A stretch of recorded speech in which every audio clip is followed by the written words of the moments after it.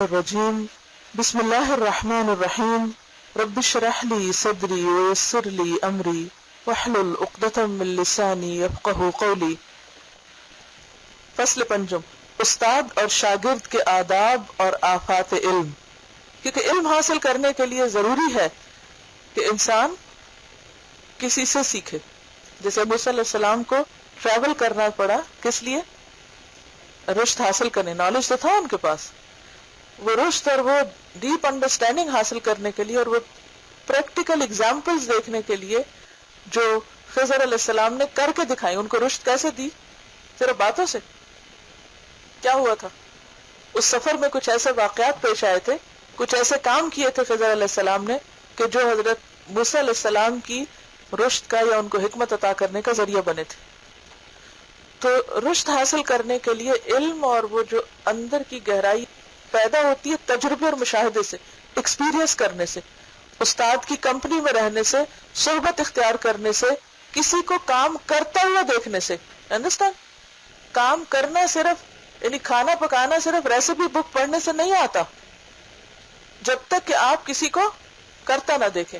آپ اچھا لباس سینا نہیں سیکھ سکتے صرف کتابوں میں پڑھ کے کہ آپ ایسا ڈرافٹ بنا لیں اور اس طرح کٹ کر لیں پیس کو، یہاں سے اور یہاں سے جوڑ لیں، جتنی چاہے کہانی پڑھ لیں، لیکن جب آپ کسی کو کرتے ہوئے دیکھتے ہیں تو کیا ہوتا ہے؟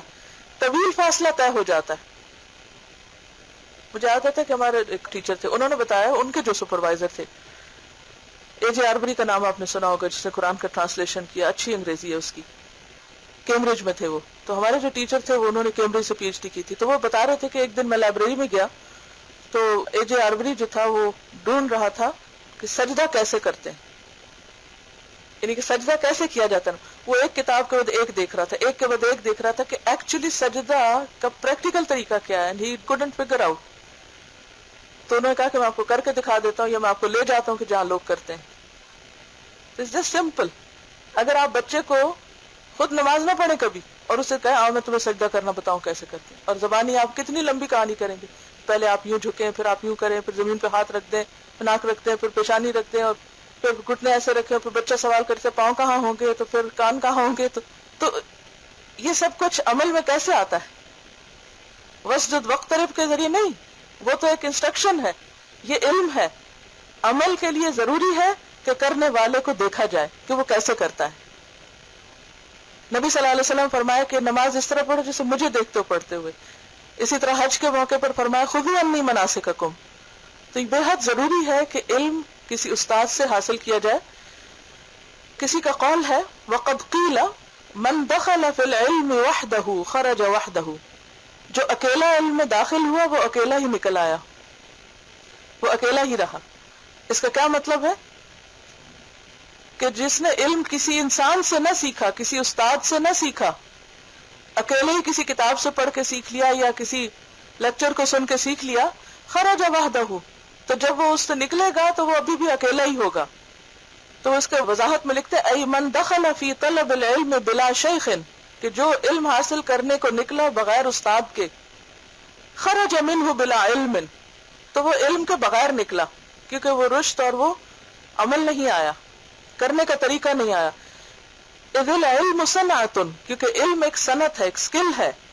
وکل صنعۃ تحتاج الی صانع، اور ہر صنعت کو صانع کی ضرورت ہوتی ہے، ہر کرافٹ کو کرافٹر کی ضرورت ہوتی ہے۔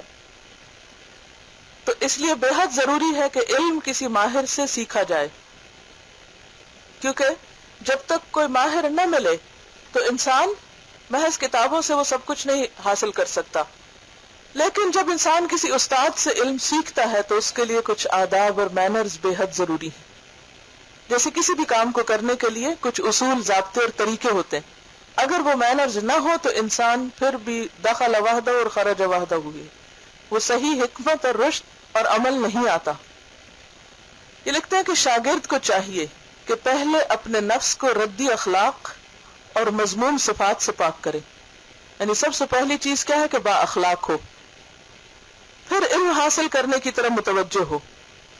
اسی لیے کہا جاتا ہے با ادب با نصیب اور بے ادب بے نصیب، کیونکہ اگر انسان بد اخلاق ہوگا تو علم کا بڑا حصہ حاصل نہ کر پائے گا، کیونکہ اگر اس نے کچھ چیزیں رٹ بھی لی، پڑھ بھی لی، تو ایک نظر دیکھتے ہی لوگ کہیں گے جاہل ہے یہ، اس کا اخلاق اچھا نہیں. وہ اس کی ڈگری کو نہیں دیکھیں گے، اس کے علم کے والیوم کو نہیں دیکھیں گے. کس کو دیکھیں گے؟ رویہ کیا ہے، معاملہ کیا ہے، اٹھنا بیٹھنا کیسا ہے، طریقہ کیا ہے اس کا لوگوں کے ساتھ. کیونکہ علم دل کی عبادت ہے. علم کس کی عبادت ہے؟ دل کی عبادت.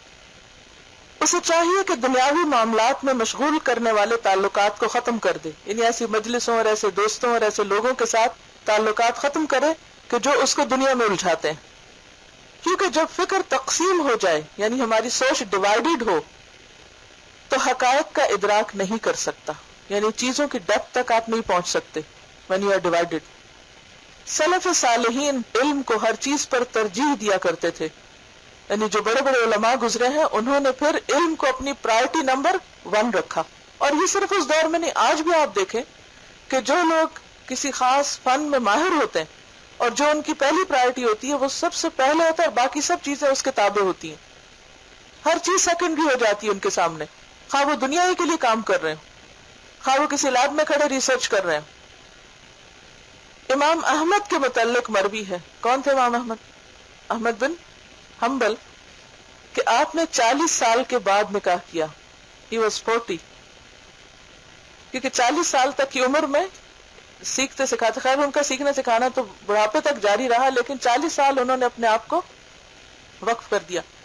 میں جب انگلینڈ میں تھی اپنے کام کے سلسلے میں، تو وہاں پر طریقہ یہ ہوتا ہے کہ جو بھی شخص وہاں رہتا ہے تو اس کا ایک خاص جی پی ہوتا ہے، ڈاکٹر ہوتا ہے. تو جو میری جی پی تھی وہ 38 ایئرس کی تھی، تو اس نے بھی شادی نہیں کی تھی. ویسے بھی لیٹ شادیوں کا رواج ہے. تو میں نے اس سے پوچھا کہ تم نے شادی کیوں نہیں کی؟ کیونکہ وہ بہت حیران ہوتی تھی کہ میں شادی کر کے بچوں کے ساتھ مزید پڑھ رہی ہوں. تو کہتی کیسے تم مینج کرتی؟ تو میں نے کہا تم نے شادی کیوں نہیں کی؟ کہتی اسی وجہ سے نہیں کی کہ میں اپنے پیشے کے اندر اس اور اس لیول تک پہنچنا چاہتی، اور شادی اور بچے جو ہیں وہ اس راستے میں رکاوٹ ہے. کہتی میں شادی کو پلان کر رہی ہوں، کروں گی کچھ سال کے بعد، after 40 I'll think about it. تو بات یہ ہے کہ اگر دنیا کے لیے بہت سے لوگ شادی اور بچوں کو پوسٹ پون کر دیتے ہیں، تو اسی طرح جو بڑے بڑے اسکالرز تھے انہوں نے اپنی خواہشات کو اور اپنی ضروریات کو پوسٹ پون کیا. ابو بکر ابن انباری کو ایک لونڈی ہدیے میں دی گئی. جب وہ آپ کے پاس آئی تو آپ کسی مسئلے کے استخراج میں غور کر رہے تھے. اس کی وجہ سے توجہ بڑھ گئی اور آپ کی فکر نے کام نہ کیا. فرمایا دلال کے پاس لے جاؤ کہ وہ اسے بیچ دے. اس نے کہا میرا کوئی گناہ؟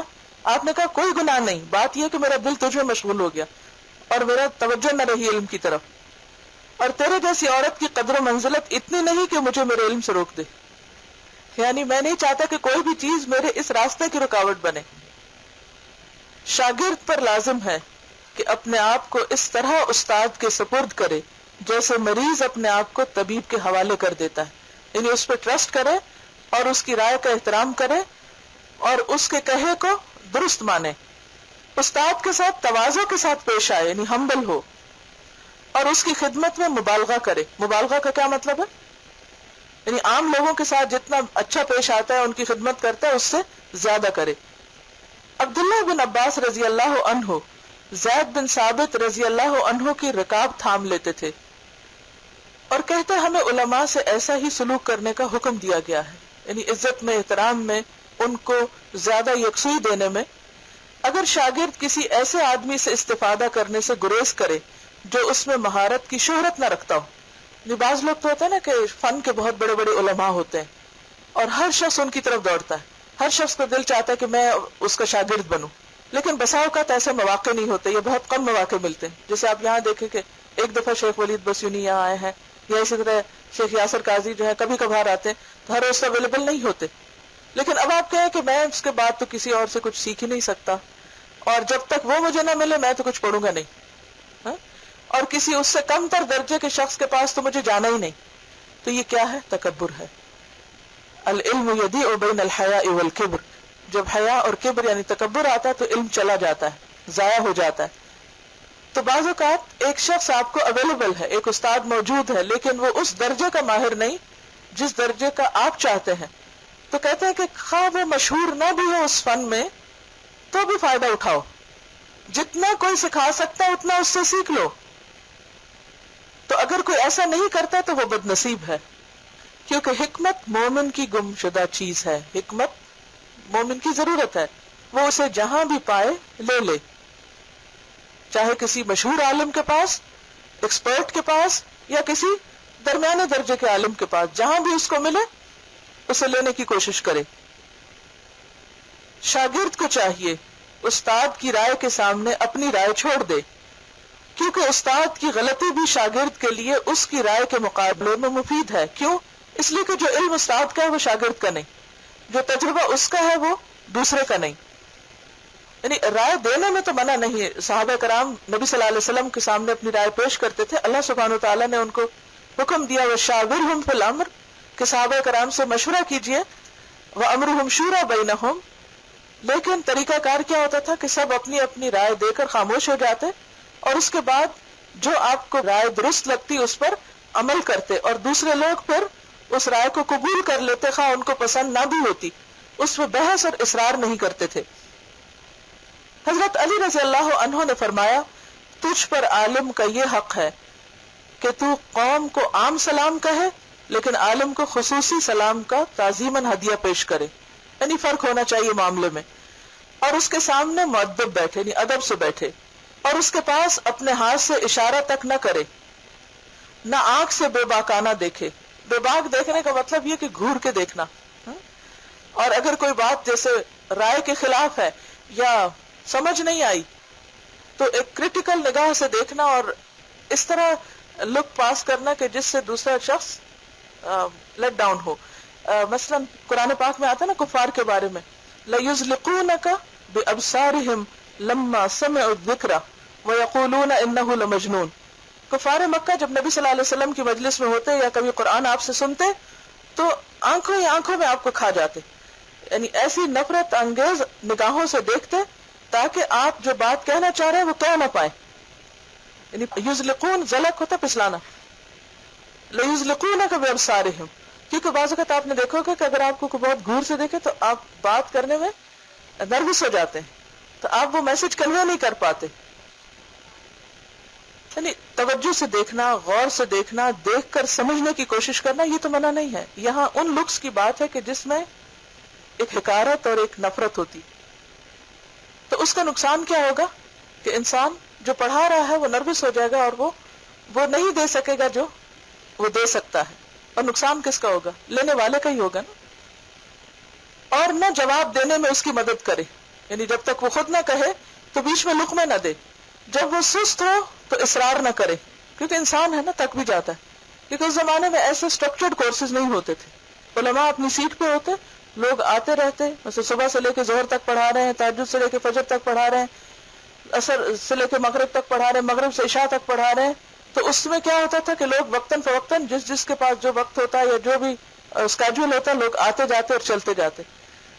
تو بعض اوقات یہ ہے کہ استاد بیمار ہو سکتا ہے یا کوئی اور وجہ ہو سکتی ہے، اور ایک شاگرد جو وہ دور سے آیا ہوتا ہے، جیسے امام مالک تھے تو مغرب کے بہت سے جو طالب علم تھے یا علم کے سیکرز جو تھے وہ ٹریول کر کے امام مالک کے پاس مدینہ جاتے تھے، اور وہ ہزاروں میل کا سفر ہوتا تھا۔ اب یہ ہے کہ اب ایک شخص دور سے آیا اور وہ کچھ سیکھنا چاہتا ہے، تو ایک موقع پر ایک شخص آیا، اس کے پاس کچھ سوال تھے، اس نے بہت شہرت بھی سنی امام مالک کی، جب ان سے سوال کیا تو انہوں نے کہا لا ادری، میں نہیں جانتا، دوسرا سوال کیا، کہا لا ادری، میں نہیں جانتا، تو بڑا حیران ہوا کہ میں نے تو اتنی شہرت سنی اور اتنی دور سے میں آیا ہوں اور مجھے جواب نہیں مل رہا۔ تو ایسی صورت میں انسان صبر سے کام لے کہ اگر وہ نہیں جانتا یا آپ کی مرضی یا آپ کی ایکسپیکٹیشن پہ پورا نہیں اتر رہا تو اصرار نہ کرے اور خاموش ہو جائے۔ بعض اوقات ایسا ہوتا ہے کہ آپ نے سوال کیا، استاد نے اپنے طور پہ جواب دیا، لیکن استاد کا جواب آپ کو سیٹسفائی نہیں کر سکا، کیونکہ وہ بھی ایک ہیومن بینگ ہے، وہ کوئی فرشتہ نہیں ہے یا کوئی آسمان سے اتری ہوئی چیز نہیں، وہ بھی عام انسانوں میں سے ایک انسان ہے جس نے کچھ سیکھ رکھا ہے، جو کچھ سکھانے کی کوشش میں ہے۔ تو ایسی صورت میں انسان بار بار سوال کر کے زچ نہ کرے اور دوسروں کے سامنے اس کو رسوا نہ کرے۔ جب وہ اٹھے تو اس کا کپڑا نہ پکڑے، یعنی اگر وہ اٹھ کے جانا چاہتا ہے تو پیچھے سے دوپٹہ پکڑ کے کھینچ لے کہ آپ بات سنیے، اور ابھی ہمارے سوالوں کے جواب رہتے ہیں۔ اس کے راز کو فاش نہ کرے، اگر اس نے اپنا کوئی سیکریٹ آپ سے شیئر کیا ہے یا کسی کے بارے میں کچھ کہا ہے یا کسی کام سے بھیجا ہے، جیسے نبی صلی اللہ علیہ وسلم نے متعدد مواقع پر صحابہ کرام کو کچھ خاص راز دیے تھے جو دوسروں کو نہیں دیے، جیسے حضرت حذیفہ کو منافقین کے نام بتائے تھے، یا اسی طرح حضرت علی کو بھیجا تھا اس خاتون سے خط لینے کے لیے جو حاتب بن ابی بلتہ نے دیا تھا. تو ایسے مواقع پر اگر کسی استاد کسی ایک طالب علم کو کوئی خاص بات کہہ کے کسی خاص کام کے لیے بھیجتا ہے تو اسے اپنی اہمیت جتانے کے لیے یہ نہیں کرنا چاہیے کہ تو پتہ ہے مجھے ایک بات پتا ہے جو تم لوگوں کو نہیں پتا اور میں تم سے زیادہ جانتا ہوں، یا تو اس سیکرٹ کو افشا نہ کرے، اس کے سامنے کسی کی غیبت نہ کرے. یعنی ایک طالب علم دوسرے طالب علموں کی غیر موجودگی میں ان کے خلاف برا بھلا پیغام نہ پہنچائے. اس کے بارے میں حدیث یاد ہے آپ کو؟ نبی صلی اللہ علیہ وسلم نے کیا فرمایا تھا کہ تم میں سے کوئی میرے سامنے کسی کی غیبت نہ کرے، کیونکہ میں چاہتا ہوں کہ میں اس حال میں شام کروں اور صبح کروں کہ میرے دل میں کسی کے خلاف کوئی میل نہ ہو. یعنی آپ صلی اللہ علیہ وسلم اس بات کو ڈسکریج کرتے تھے کہ بعض صحابہ بعض کے بارے میں کوئی ایسا نیگیٹو ریمارکس دیں ان کی غیر موجودگی میں کہ جس سے نبی صلی اللہ علیہ وسلم کے دل میں ان کی قدر و منزلت کم ہو جائے. اگرچہ صحابہ کے اخلاق میں یہ چیز نہیں تھی لیکن پھر بھی آپ نے اس تعلیم کو عام کیا. وَلَا يَغْتَبْ بَعْضُكُمْ بَعْضًا، اس کی لغزش کی جستجو نہ کرتا رہے. یعنی اس کی مجلس میں اس لیے نہ بیٹھے کہ میں ذرا دیکھوں کہ آج یہ کون سی غلطی کرتا ہے، کہاں سے غلط بتاتا ہے. یعنی کچھ پڑھ کے آ گئے ادھر ادھر سے، پھر آ کے دیکھا کہ اچھا یہ اس کے مطابق کہتا ہے یا اس کے خلاف کہتا ہے، تو یہ چیز ادب کے خلاف ہے. خاص ظاہری طور پر وہ نہیں بتا رہا، لیکن اگر دل میں اس نے یہی معیار رکھا ہوا ہے کہ میں یہاں کچھ سیکھنے نہیں، میں غلطیاں چننے کے لیے آیا ہوں، تو یہ چیز بھی انسان کو خیر اور برکت سے محروم کر دیتی ہے. اگر وہ لغزش کر جائے تو اس کے عذر کو قبول کرے. یعنی اگر اس سے قبول ہو گئی، کوئی غلطی ہو گئی کچھ بتانے میں، کچھ پڑھانے میں، کچھ سکھانے میں، یا کسی اور طرح سے کسی بات ایکسپیکٹیشن کو پورا نہ اترنے میں، اور وہ سوری کرے تو اس کو قبول کر لیا جائے. اور اس کے سامنے ایسا نہ کہے کہ میں نے فلاں سے اس طرح سنا ہے. یعنی اگر وہ پڑھا رہا ہے اور ایک بات کہہ رہا ہے، اس وقت اٹھ کے وہ یہ نہ کہے کہ نہیں میں نے تو ایک کتاب میں یہ پڑھا تھا، اور خصوصاً مجلس میں نہ کہے. ہاں یہ ہو سکتا ہے کہ اگر استاد ایک بات غلط کر رہا ہے، یہ کچھ تو الگ سے اس کے سامنے اس بات کی وضاحت طلب کر لے تاکہ استاد خود سب کے سامنے پر معذرت کر لے. اور یہ نہ کہے کہ فلاں آدمی آپ کے خلاف کہتا ہے، یہ آ کے نہیں بتانا چاہیے. کیوں نہیں بتانا چاہیے؟ اس سے اس کا دل غمگین ہوگا. اچھا جب غمگین ہوگا تو پھر سکھانے میں وہ جوش جذبہ اور قوت نہیں ہوگی. نقصان کس کا ہوگا؟ شاگردوں کا ہوگا یا نہیں ہوگا؟ یعنی اگر استاد غصے میں ہے اور غصہ شاگردوں نہیں دلایا، یہ استاد غم میں ہے اور وہ بھی شاگردوں نہیں دلایا، تو پھر نقصان کس کا ہے؟ شاگرد کا نقصان ہے کہ وہ اس خیر سے محروم رہ جائے گا. اس کے سامنے کسی عالم کی تعریف نہ کرے، اس کی لمبی صحبت سے اکتا نہ جائے کہ بہت لمبی کلاس ہو گئی یا بہت دن ہو گئے یہاں پڑھتے پڑھتے، اتنا لمبا کورس ہو گیا، اور اس کی خدمت سے دستبردار نہ ہو. جب اس کا کوئی کام ہو تو لوگوں سے اس کام میں سبقت کرے، یہ نہ کرے اچھا باقی کر دیں گے میں ذرا چلا جاؤں جلدی سے. وہ ایک پھلدار درخت ہے، انتظار کر کہ کب کوئی پھل تجھ پر گراتا ہے. یعنی بے صبری نہ کرے اور پتھر مار مار کے پھل وقت سے پہلے توڑنے اور گرانے کی کوشش نہ کرے، بلکہ صبر سے کام لے. کیونکہ حضرت موسیٰ علیہ السلام کو خضر نے کیا کہا تھا؟ انک لن تستطیع معی صبرا، کیونکہ علم صبر کے ساتھ ہی آتا ہے، انتظار کرنا پڑتا ہے. جو علم حاصل کرنے کا خواہاں ہو اسے چاہیے کہ ابتداء میں لوگوں کے اختلافات کی طرف توجہ نہ کرے، یعنی اختلافی باتوں سے آغاز نہ کرے. اس سے اس کی عقل حیران اور ذہن پریشان ہو جائے گا. یعنی ایسے علوم نہ سیکھے پہلے کہ جس میں اس عالم نے یہ کہا، اس فقیر نے یہ کہا، اس کے نزدیک رائے یہ ہے، فلاں کی یہ ہے. اس سے کیا ہوگا؟ انسان کی توجہ بکھر جائے گی کہ یہ کیسا دین ہے. بہت سے لوگ دین سے پٹ آف اس لیے ہو جاتے ہیں کہ وہ فقہ میں اختلافی باتوں میں پڑ جاتے ہیں. اسے چاہیے کہ ہر چیز سے اس کا بہترین حصہ حاصل کرے، کیونکہ عمر میں تمام علوم حاصل کرنے کی وسعت نہیں. یعنی اگر ہم چاہیں بھی تو ہمارے پاس اتنی زندگی نہیں کہ ہم ہر چیز سیکھ لیں، تو پھر کیا کریں؟ ہر چیز کا بہترین اور اصل اور خالص حصہ لے لیں.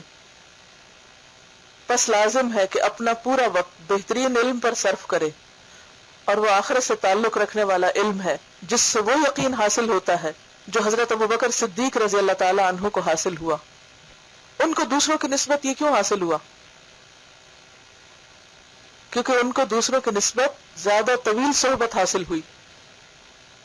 وہ اسلام سے پہلے بھی نبی صلی اللہ علیہ وسلم کے دوست تھے، اسلام کے بعد بھی، پھر ہر خوشی اور غم میں، ہجرت کے خطرناک ترین سفر میں، اور پھر مرنے کے بعد بھی قریب ترین دفن ہے. تو اس قریبی صحبت کی وجہ سے ان کو صرف علم حاصل نہیں تھا، یقین حاصل تھا، علم یقینی.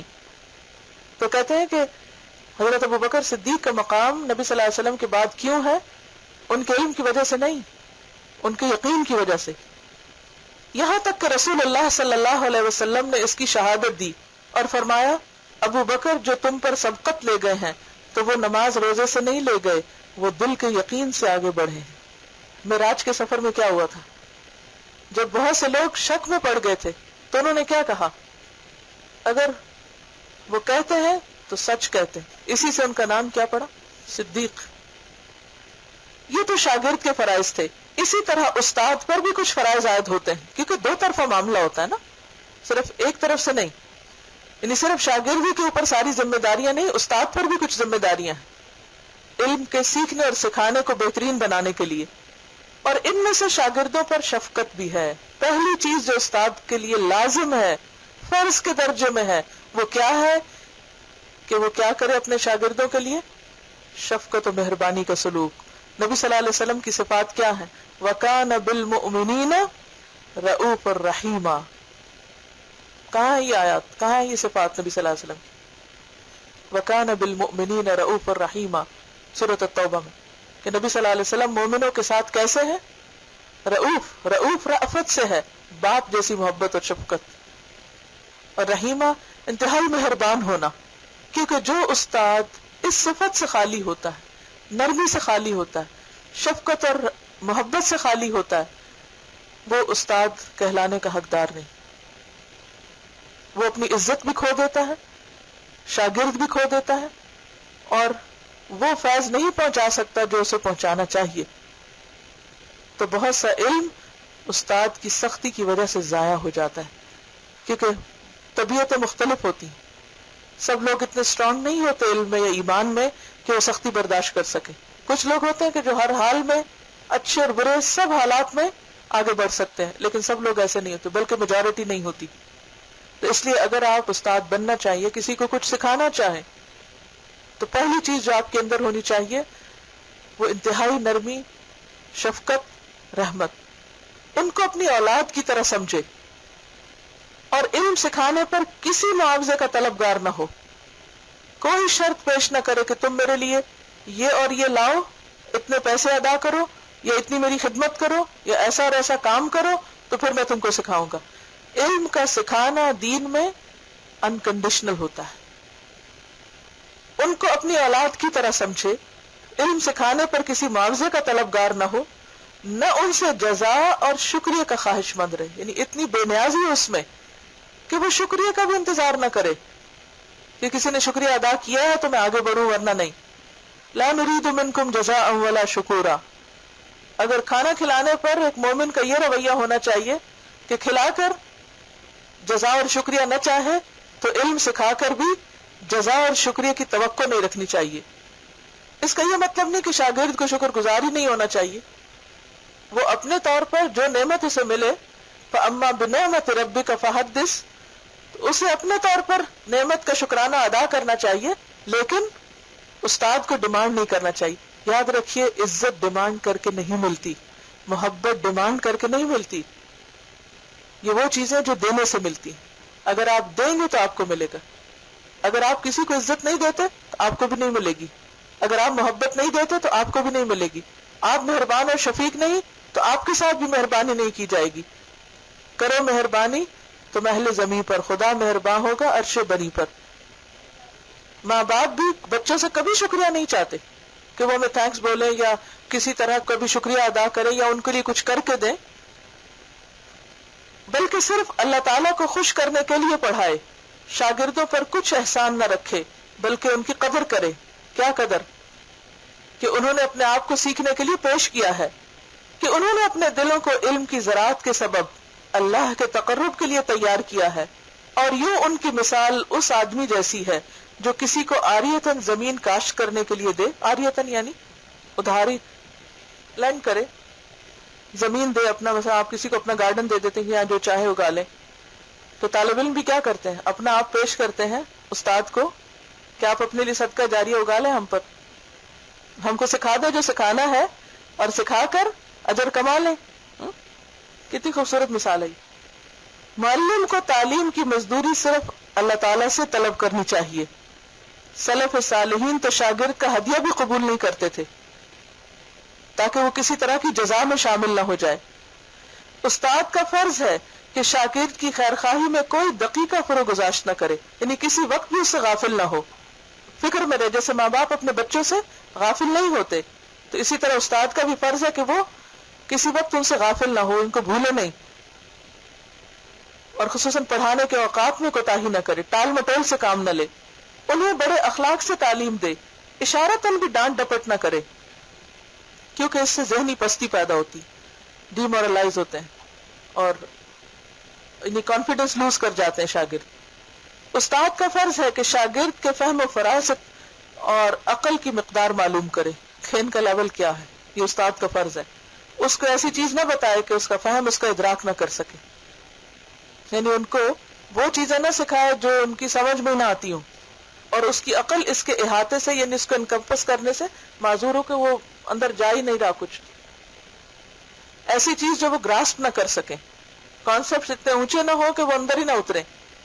نبی صلی اللہ علیہ وسلم سے روایت کیا گیا ہے کہ آپ صلی اللہ علیہ وسلم نے فرمایا، مجھے حکم دیا گیا ہے کہ میں لوگوں سے ان کی عقول کے مطابق خطاب کروں، عقلوں کے مطابق بات کروں، ان کی سمجھ کے مطابق ان کو بتاؤں۔ حضرت علی رضی اللہ عنہ نے فرمایا، یہاں ایک ایسا علم بھی ہے کہ اگر میں اس کے حاملین پاتا تو انہیں اس کی تعلیم دیتا، یعنی اگر کوئی واقعی قابل ہوتا تو میں اس کو سکھاتا، یعنی ہر علم ہر ایک کے لیے نہیں ہے، اور ہر شاگرد یکساں توجہ کا محتاج بھی نہیں ہے۔ امام شافعی رحمہ اللہ نے فرمایا، کیا میں اونٹ چرانے والوں کے آگے موتی بکھیر دوں، یعنی جو قابل نہیں ہے ان کو سکھاؤں؟ کیا بکریوں کے چرواہوں کے لیے موتی پروؤں، یعنی جو قدردانی نہ کرے ان کو سکھاؤ؟ جس نے جاہلوں کو علم دیا اس نے علم کو ضائع کیا، اور جس نے قابل آدمیوں سے علم کو روکا اس نے بھی ظلم کیا۔ تو یہ ضرور دیکھنا چاہیے کہ جس کو آپ توجہ دے رہے ہیں، جس کو آپ سکھا رہے ہیں، وہ اس کا اہل بھی ہے یا نہیں۔ ان باتوں میں سے ایک یہ بھی ہے کہ استاد اپنے علم کے مطابق عمل بھی کرے، یعنی جو سکھا رہا ہے وہ خود بھی کرے، اور اس کا کردار اس کی گفتار کی تکذیب نہ کرتا ہو، یعنی عمل قول اور فعل میں تضاد نہ ہو، کنٹرڈکشن نہ ہو۔ اللہ تعالیٰ نے فرمایا، أَتَأْمُرُونَ النَّاسَ بِالْبِرِّ وَتَنْسَوْنَ أَنفُسَكُمْ وَأَنْتُمْ تَتْلُونَ الْكِتَابَ، کیا تم لوگوں کو نیکی کا حکم دیتے ہو اور اپنے آپ کو بھول جاتے ہو حالانکہ تم کتاب پڑھتے ہو۔ اور حضرت علی رضی اللہ عنہ نے کہا، دو آدمیوں نے میری کمر توڑ دی ہے، عالم بد کردار اور جاہل عبادت گزار۔ یہ دو لوگ جو ہیں یہ انسان کے لیے انتہائی اذیت کا سبب ہے، کیونکہ جب آپ کسی کو دیکھتے ہیں کہ وہ جانتا ہے اور پھر عمل نہیں کرتا، تو اس سے زیادہ آپ کے لیے کوئی تکلیف دہ بات نہیں ہوتی۔ کمر توڑ دینے کا مطلب کیا ہوتا ہے؟ جیسے قیامت کے واقعے کو کہا گیا نا، کمر توڑ دینے والا واقعہ، یا کوئی مر جائے تو کہتے ہیں اس کے مرنے نے تو میری کمر توڑ دی، تو جیسے مطلب یہ کہ غم کی شدت کے لیے لفظ استعمال ہوتا ہے کہ دو لوگ جو ہیں انہوں نے میری کمر توڑ دی، یعنی ان کو دیکھ کر میں اتنا رنجیدہ ہوتا ہوں، اتنا غمگین ہوتا ہوں، اتنا پریشان ہوتا ہوں کہ گویا میری کمر ٹوٹ گئی ہے۔ I can't bear it, I can't take it anymore، کیونکہ کمر ٹوٹ جائے تو انسان کھڑا نہیں ہو سکتا۔ عالم بد کردار اور جاہل عبادت گزار، کیونکہ جاہل عبادت گزار جب عبادت کر رہا ہوتا ہے تو عبادت کا طریقہ بھی اس کو نہیں آتا بعض اوقات۔ اب دیکھو کہ لوگ نفلوں پہ نفلے پڑھ ہوتے ہیں، دوپٹہ کہیں لٹک رہا، بال کھلے ہیں، ٹخنے ننگے ہیں، اور جو پڑھ رہے ہیں وہ بھی غلط، نہ قرات ٹھیک، نہ اس کے اندر الفاظ درست، نہ مطلب پتا ہے، بس بیچارے کیے چلے جا رہے ہیں۔ صدقہ کر رہے ہیں تو یہ نہیں پتا کہاں دینا ہے، کہاں نہیں دینا، کہاں دینا زیادہ فائدہ مند ہے، تو وہ جب عمل کر رہے ہوتے ہیں ایسا تو اس سے بھی کمر ٹوٹتی ہے، اور انتہائی غم ہوتا ہے کہ یہ اتنا کچھ کر رہے ہیں لیکن غلط طریقے سے کر رہے ہیں۔ تو ہمیں ان دو چیزوں سے بچنے کی ضرورت ہے۔ سبحانک اللہم و بحمدک، نشہد ان لا الہ الا انت، نستغفرک و نتوب الیک۔ السلام علیکم و رحمۃ اللہ وبرکاتہ۔